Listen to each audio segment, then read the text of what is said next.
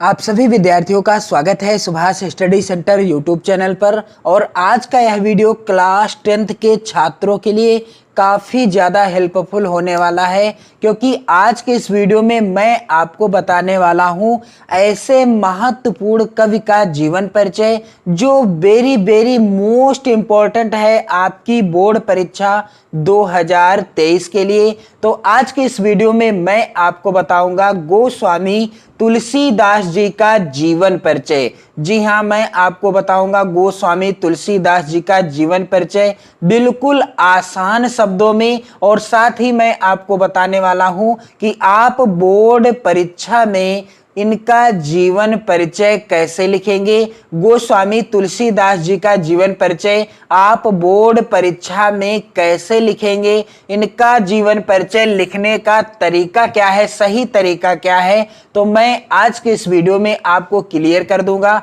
और मैं आपको आगाह करना चाहूंगा कि 2023 बोर्ड परीक्षा के लिए इस चैनल पर तैयारी कराना मैंने स्टार्ट कर दिया है। आप चैनल के साथ जुड़ें, और यदि आप चैनल पर नए हो तो आप सब्सक्राइब जरूर कर लें और 2023 बोर्ड परीक्षा की बेहतर तैयारी करना स्टार्ट कर दें चैनल के साथ जुड़ करके। तो यहां पर आप देखेंगे गोस्वामी तुलसीदास जी का जीवन परिचय बिल्कुल आसान शब्दों में कैसे लिखना है आपको बोर्ड परीक्षा में इनका जीवन परिचय, और लिखने का सही तरीका क्या है। तो यहां पर आप देख पाएंगे गोस्वामी तुलसीदास जी का जीवन परिचय, इस तरीके से आपको हेडिंग डालना है जीवन परिचय। और क्या हो जाएगा इनका जीवन परिचय। गोस्वामी तुलसीदास का जन्म सन 1532 ईस्वी में बांदा जिले के राजापुर गांव में हुआ था।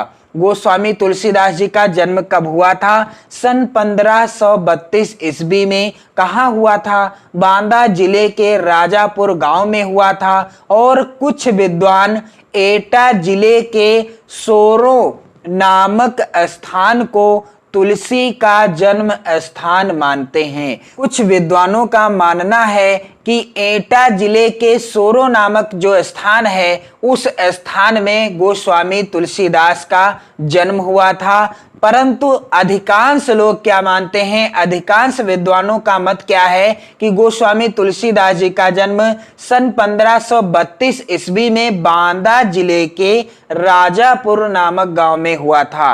और गोस्वामी तुलसीदास की माता जी का नाम हुलसी तथा पिता का नाम आत्माराम दुबे था। गोस्वामी तुलसीदास जी की माता जी का क्या नाम था? हुलसी था। और इनके पिताजी का नाम क्या था? आत्माराम दुबे था। तो आप ध्यान क्या देंगे इनका जीवन परिचय लिखते समय, जीवन परिचय आपको ब्लैक पेन से हेडिंग डालना है। और यहां पर आप देख पा रहे हैं कि गोस्वामी तुलसीदास का जन्म सन 1532 ईस्वी, यानी जो मेन पॉइंट है मैंने उन सभी पॉइंट्स को ब्लैक पेन से लिखा है, काले पेन से लिखा है। आपको भी इसी तरीके से लिखना है। जैसे यहां पर आप देख पाएंगे सन 1532 ईस्वी काले पेन से लिखा है, बांदा और राजापुर गांव का नाम भी मैंने ब्लैक पेन से लिखा है। इसलिए आप ध्यान देंगे कि जो भी महत्वपूर्ण चीजें हैं इस जीवन परिचय के अंतर्गत जिसको मैंने ब्लैक पेन से लिखा है आप भी ब्लैक पेन से लिखिएगा अपनी नोट्स पर और अपनी बोर्ड परीक्षा की कॉपी पर। तो यहां पर आप देख पाएंगे तुलसीदास जी की माता का क्या नाम था? हुलसी। और पिताजी का क्या नाम था? आत्माराम दुबे। कहते हैं जन्म लेते ही तुलसी रोए नहीं, उनके मुख से राम निकला। और इस कारण यहां पर कारण होगा, इस कारण पिता ने इनका नाम राम बोला रख दिया। कहा जाता है कि जब तुलसीदास जी का जन्म हुआ तो ये रोए नहीं थे, अर्थात इन्होंने रोना प्रारंभ नहीं किया था, बल्कि इनके मुख से क्या निकला? राम निकला। और जिस कारण से इनके पिताजी ने इनका नाम क्या रख दिया? राम बोला रख दिया। तो कभी कभी बोर्ड परीक्षा में प्रश्न आ जाता है कि राम बोला किस कवि के बचपन का नाम था? राम बोला किस कवि के बचपन का नाम था? तो उत्तर क्या हो जाता है? तुलसीदास। तुलसीदास जी के बचपन का क्या नाम था? राम बोला था।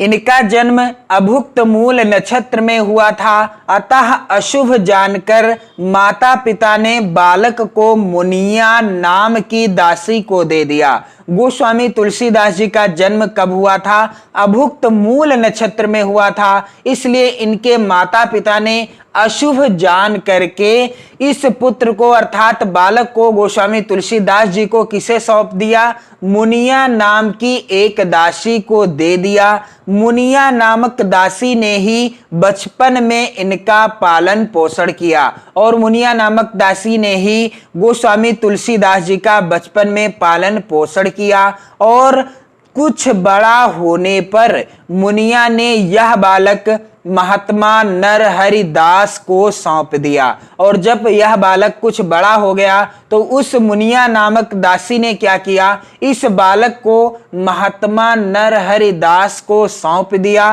और नरहरि दास जी ने इन्हें पाला और शिक्षा दी। महात्मा नरहरि दास जी ने गोस्वामी तुलसीदास जी का पालन पोषण किया और इन्हें शिक्षा दीक्षा भी दी। व्याकरण तथा वेदांत आदि की शिक्षा इन्होंने काशी जाकर शेष सनातन नामक आचार्य से प्राप्त की। व्याकरण और वेदांत की शिक्षा गोस्वामी तुलसीदास जी ने काशी जाकर के शेष सनातन नामक आचार्य से प्राप्त की और तुलसीदास जी का विवाह दीन बंधु पाठक की पुत्री रत्नावली से हुआ। गोस्वामी तुलसीदास जी का विवाह किसके साथ हुआ? दीन बंधु पाठक की पुत्री रत्नावली के साथ हुआ। एक दिन पत्नी की फटकार सुनकर वह संसार से विरक्त हो गए और घर द्वार छोड़कर राम भक्ति में लीन हो गए। एक दिन क्या हुआ कि इनकी पत्नी ने इन्हें फटकार लगा दी, जिस कारण ये संसार से विरक्त हो गए और घर द्वार छोड़कर राम भक्ति में लीन हो गए। काशी के 80 घाट पर सन 1623 ईस्वी में इन्होंने पंच भौतिक शरीर को त्याग दिया। काशी के 80 घाट पर कब? सन 1623 ईस्वी में इन्होंने अपने पंच भौतिक शरीर को त्याग दिया। आप यहाँ पर देख पाएंगे कि जो चीजें महत्वपूर्ण हैं इस जीवन परिचय में, मैंने सभी को ब्लैक पेन से लिखा है, आप भी ब्लैक पेन से ही लिखिएगा। और सबसे महत्वपूर्ण चीज क्या है कि गोस्वामी तुलसीदास जी का जन्म कब हुआ? सन 1532 ईस्वी में हुआ। जन्म कहाँ हुआ? बांदा जिले के राजापुर गांव में हुआ और कुछ विद्वानों के अनुसार इनका जन्म एटा जिले के सोरो नामक गांव में हुआ। और गोस्वामी तुलसीदास जी की माता का नाम क्या था? हुलसी था और पिता का नाम क्या था? आत्माराम दुबे था। और गोस्वामी तुलसीदास जी के बचपन का नाम क्या था? राम बोला था। और यहाँ पर आप ध्यान दीजिएगा कि जब गोस्वामी तुलसीदास जी का जन्म हुआ तब मूल नक्षत्र था और गोस्वामी तुलसीदास जी का जन्म मूल नक्षत्र में होने के कारण इनके माता पिता ने अशुभ जानकर इन्हें मुनिया नाम की एक दासी को सौंप दिया और मुनिया नामक दासी ने इस बालक को महात्मा नरहर दास को सौंप दिया। उन्होंने इन्हें पाला और शिक्षा दी। वेद और वेदांत आदि की शिक्षा इन्होंने काशी जाकर शेष सनातन नामक आचार्य से प्राप्त कर ली और इनका विवाह गोस्वामी तुलसीदास जी का विवाह दीन बंधु पाठक की पुत्री रत्नावली के साथ हुआ था। और गोस्वामी तुलसीदास जी की मृत्यु कब हो गई थी? काशी के 80 घाट पर सन 1623 ईस्वी में हो गई थी। तो आप इन महत्वपूर्ण बिंदुओं को जरूर ध्यान में रखिएगा जीवन परिचय लिखते समय। और इसके बाद आपको लिखना है इनकी रचनाओं के बारे में। तो यहाँ पर मैं आपको इनकी कुछ महत्वपूर्ण रचनाओं के बारे में बता दूं। जैसे यहाँ पर आप देख सकते हैं राम लला नहछु, दूसरी रचना है रामाज्ञा प्रश्न, तीसरी रचना है रामचरितमानस, चौथी रचना है जानकी मंगल, पांचवी रचना है पार्वती मंगल और छठी रचना है यहाँ पर आप देख सकते हैं दोहावली, सातवें नंबर की रचना है कवितावली, आठवें नंबर की रचना है गीतावली और यहाँ पर 9 नंबर की रचना है श्री कृष्ण गीतावली और 10 नंबर की रचना है भैरवे रामायण और यहाँ पर आप देख पाएंगे 11 नंबर की रचना है वैराग्य संदीपनी और 12 नंबर की रचना है विनय पत्रिका। तो ये कुछ इनकी रचनाएं हैं। इन रचनाओं से संबंधित आपकी बोर्ड परीक्षा में प्रश्न पूछे जा सकते हैं, इसलिए आप इन रचनाओं को जरूर याद कर लीजिएगा और आप चैनल के साथ जुड़कर 2023 बोर्ड परीक्षा की बेहतर तैयारी कर सकते हैं। आप जरूर जुड़ें और साथ ही साथ अपने मित्रों को भी चैनल के साथ जोड़ें। वीडियो को ज्यादा से ज्यादा मित्रों में शेयर कर दें और अपनी नोट्स भी बनाना स्टार्ट कर दें। पढ़ते रहें, मस्त रहें। जय हिंद।